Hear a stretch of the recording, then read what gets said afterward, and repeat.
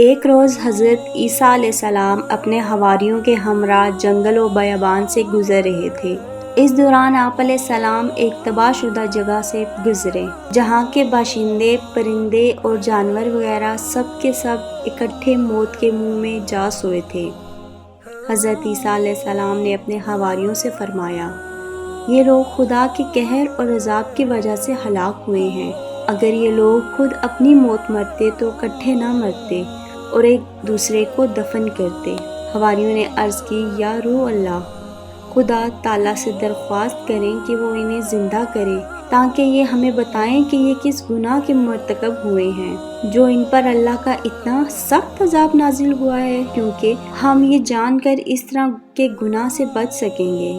جب حضرت عیسیٰ علیہ السلام نے بارگاہ الہی سے یہ التجا کی تو بارگاہ الہی سے انہیں آواز دی گئی کہ اے عیسیٰ، تم انہیں آواز دو، یہ تمہاری باتوں کا جواب دیں گے۔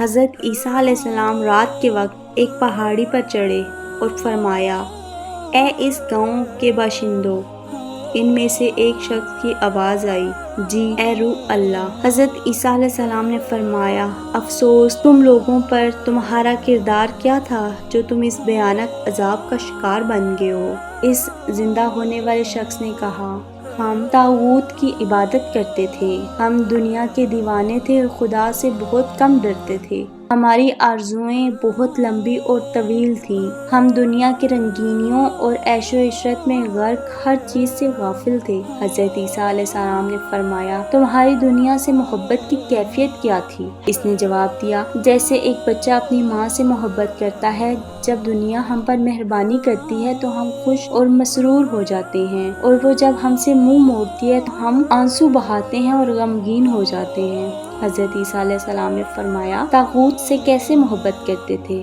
اس نے کہا، ہم گناہ کی اتباع کرتے تھے۔ حضرت عیسیٰ نے پوچھا، پھر تمہارا یہ انجام کیسے ہوا؟ اس نے جواب دیا، رات کو ہم بالکل صحیح و سالم تھے، لیکن صبح کو ہم سب حاویہ میں گرفتار ہو چکے تھے۔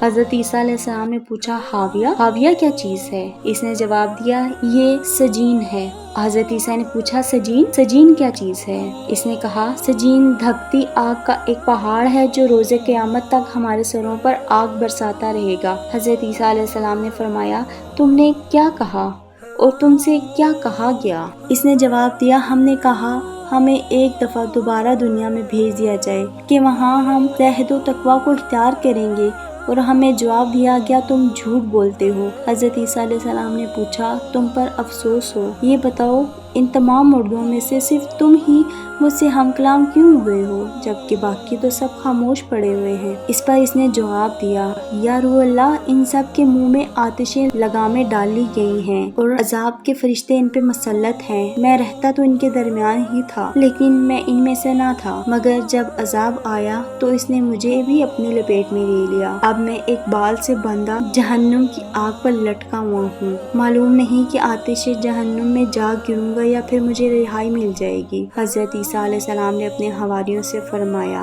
اے اللہ کے چاہنے والوں، اگر دنیا اور آخرت محفوظ ہے تو پھر موٹے اور کھردرے نمک کے ساتھ خشک روٹی کھانا اور کانٹوں پر سونا بھی بہت اچھا اور بھلا ہے۔